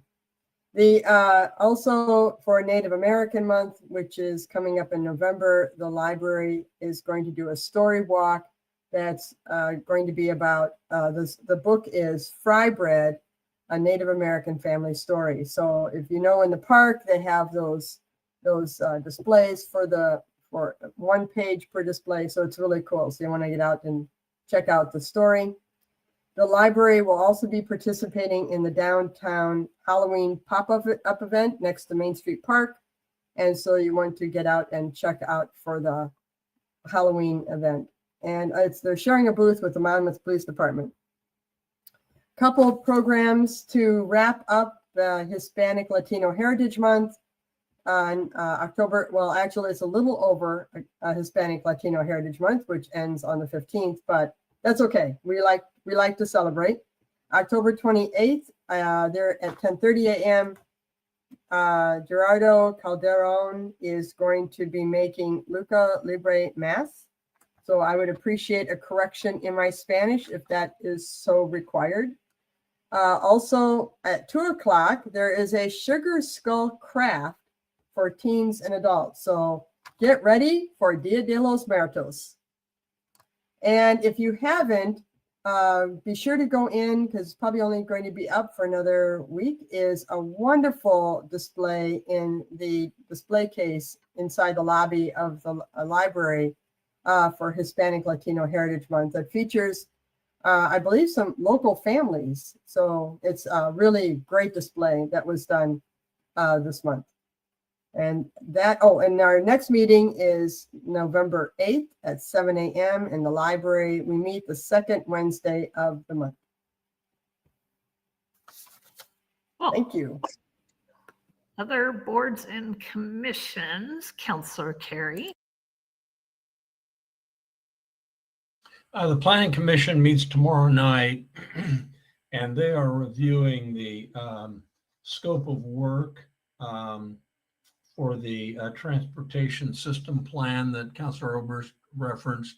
It's sort of just bringing them up to speed, getting them cognizant of what's happening, and kind of an idea of the schedule and what their role will be. So it's just more of an informational thing, no decisions being made, just getting them up to speed. And that will be coming our way at some point. Again, probably December of next year probably is when that's going to finally get to us. But anyway, it'll be an update, and it hadn't been done since 2009. So good deal. Great, thank you. And then we had Counselor Belts, then Counselor Lopez. So the senior board met last month last month. And most of the conversation was about the AARP conference, which I was supposed to attend, but got COVID. And so I graciously decided not to spread that to everybody at the conference. Same reason I didn't go to LOC. Thank you, John, for stepping in my place. But one of the things we discussed was how our DEI committee, it's a subcommittee within the board, fits in with all of these diversity, equity, and inclusion conversations at a federal level. And so that is what I need to discuss with Lane. And we just don't know. And there's concern about, kind of where it fits if you have a committee, but you're part of a government agency, but you're a board, et cetera, et cetera. So anyway, there are individuals, again, on the senior board that are concerned that we may be misstepping somehow. So we Happy will. to chat. Thank you. Thank you. And I see that you're furrowing your brow, Mayor Kuntz. So I'm just relaying one of the questions that had come up that they had asked me to relay with you. And then I'm sure it's something we talk about at a city level. No, well, Lane had a thought, and so I'd be interested to hear. Perfect. Thank you. And that's all. No, I was just saying that I'd be happy to chat and learn more about what you're hearing. If there's a concern about legal exposure, I think that's overblown at this point. If we have committees that are focused on DEI, honestly, I don't see an issue there, but I'd like to hear more about what you're hearing. Sure. And I will relay what our committee chair has been reading. He seems to spend a lot of time reading journals and things about trying to get more information. And I just know that he's concerned because we focused so much on the diversity, equity, and inclusion of the senior center. Are we doing it right? Are we doing it wrong? Are we? Yeah, there's a lot of prognostication out there about where this Supreme Court may be going, but they're not there yet. And so I don't see any urgent need, since we're not in the business of college admissions right now. That's kind of what that precedent is limited to. Then it may signal, a direction the court will go, but that will take time, and we'll know what it is when they do it.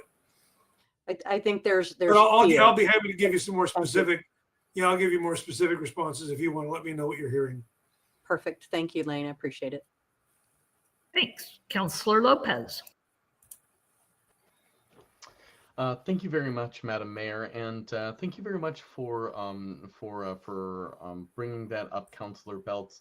Before I enter into the topics of my my board reports tonight, I too would be interested in receiving any information back around that. I recognize that within the scope of all of our work here in the city, we engage very, very deeply in these efforts, and any emergent information would be beneficial, even if it was just to dispel incorrect rumors that are floating around out there. With that, I'll enter into my board reports. The Parks and Rec Board did not meet this month.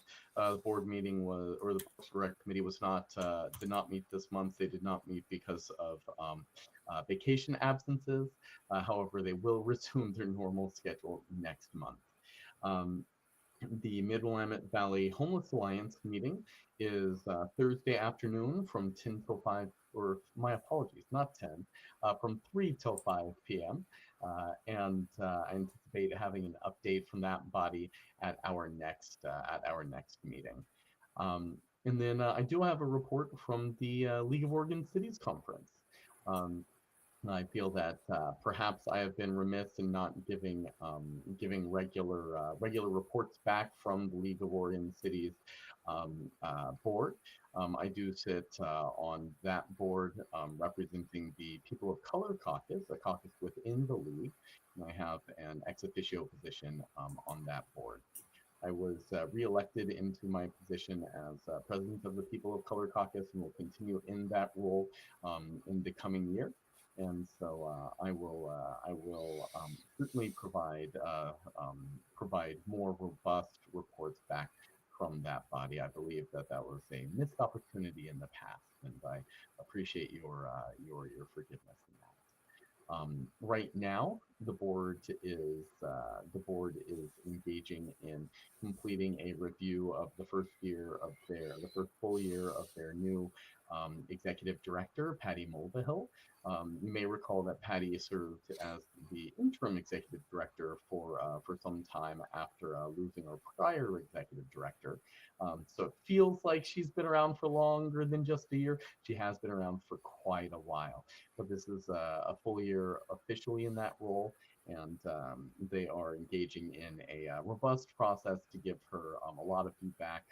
My personal opinion is that it will almost universally be positive. She has really catapulted that organization to new heights, much in the way that Marty Wine has catapulted the city of Monmouth to new heights. Future topics that the league is working on. The league is working on continuously bringing more topical and rich content to cities. By way of trainings in between conferences, and also through their conference programming. However, this is one of the multitude of ways that the league impacts our effectiveness in our role as cities. For very small cities, they offer a lot of basic support services, but one area that a lot of time medium cities perhaps don't recognize the league in their utility is as an advocacy organization, an advocacy and a lobbying organization. And at this latest board meeting, the league did make a direct appeal for individuals to apply for their various policy committees.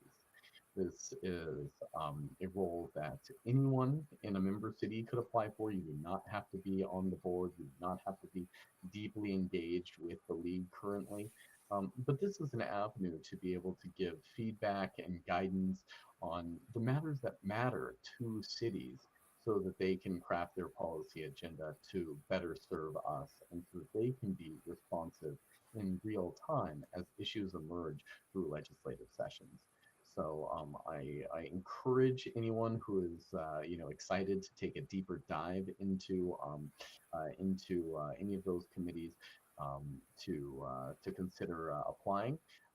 More information about that is on the league website. I can follow up via email with a full list of policy committees if that would be helpful.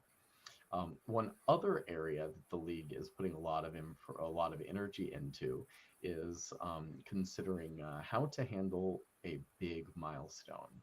Their 100th anniversary is coming in 2025.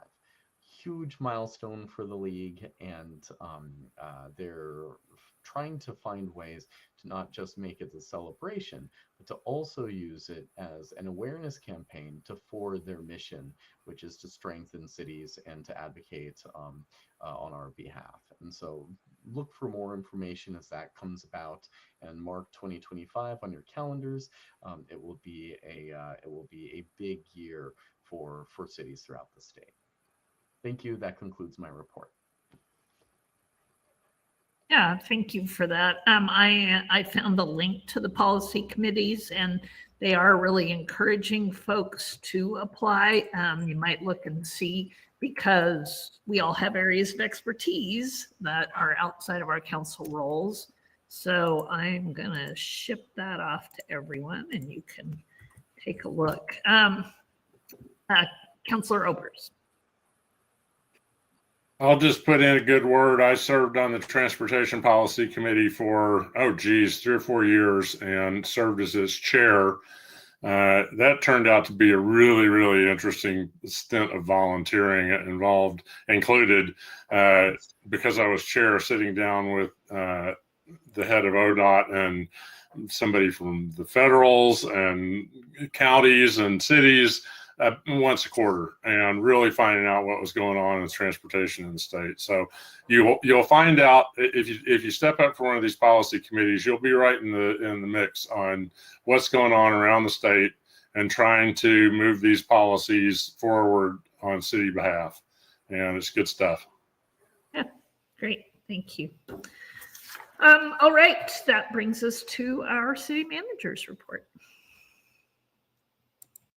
Thanks, Madam Mayor and Council. It's great that my report follows all of your reports, because I don't really have that much to say. I want to look back and just say I want to celebrate a couple of things that happened last week, including a very successful History and Mystery event. in Monmouth, and also the AARP conference where everybody participated and we had a great representation from Monmouth. And so I think those were wonderful places for us to all get involved. And then looking forward, I would say we have some things coming up, including the Arts and Economic Survey results. We have the Transportation System Plan kickoff, which all of these have been mentioned already. If you see a paper plaque instead of a bronze plaque at the City Hall event, I've ordered it as soon as I can, but it might not be totally installed at the time that we dedicate the building. So just letting you know. We have events in the police department, or looking back, I would say things the police department have been doing in the last week have been totally great. Library, Senior Center, we have a lot of stuff coming up with Spooktacular and Dia de los Muertos. And I hope that you'll pay attention to your calendars in the next couple of weeks, and we'll all see each other at those events. So I don't have anything else to report in that regard, but we've got a lot of stuff coming up for the fall. So please take a look at what's going on with all of our city departments, and it's going to be great. Thank and when you. Marty mentioned things that have happened recently that we had good participation in, the other was the Main Street Conference hosted by the City of Independence. But Thank you. Suzanne was a panelist. One of the tours was a ride on the trolley down to Monmouth downtown to look at our Main Street projects and historic walking. And at LSC, I heard a lot of people talking about how much fun they had doing that. So again, all of our staff has been busy sponsoring, putting on, or presenting at these events, and it's been great. So yeah, really good stuff. All right. So any other council comments or announcements of upcoming things? Councilor McKeel. I just would like to give a date to the Dia de los Muertos Halloween. It's October 31st, 4 p.m. to 6 p.m. We had like 200 kids there last year. So if you want to see a lot of fun kids. And also Barbara makes sure we have an ofrenda. And Rebecca, I probably wouldn't do as good a job explaining what an ofrenda is and the significance of that. I'm sure you would do fine. I appreciate you mentioning this, and it's really a special time to celebrate our loved ones. It's a celebration, and the ofrenda represents anyone that we want to pay tribute to, that we want to remember. It can be a picture, it could be a poem, it could be a candle, it can be a flower, it can be anything that you want to remember your loved one with. And the legend is, and the story is that the portal of spirits opens midnight the 31st through November the 2nd. And what we're doing is we're just helping our loved ones to cross and to be with us and to remember them. So I hope that you participate in the ofrenda or come and see it. But it's really a time of celebration, not sadness. So I'm looking forward to seeing what that looks like this year. If I could just add, I actually experienced my first ofrenda when I was at Lynn Benton Community College, and the head of diversity there had an ofrenda in the minority student office. And I decided that I would go and participate to be a community member of the college. And my dad had passed, and he was a Cubs fan. I guess he liked the disappointment, but he was a major Cubs fan. So I just printed off a little logo of the Chicago Cubs and went. And I'll just have to say, it was one of the most moving experiences that I have had when going to the ofrenda, and other people had left things there that were mementos of their own loved ones. And it was just like this rush of positive, wonderful energy. So I hope you participate. It was really a neat thing to do. Cool. Thank you. Other announcements? Seeing none, I would entertain a motion to adjourn. So moved, Madam Mayor. Thank you. And all in favor signify by saying aye. Aye. All right. Thanks, everybody. Appreciate it. Thanks. Good to see Thank you. everybody. Thank you. Take care. This conference has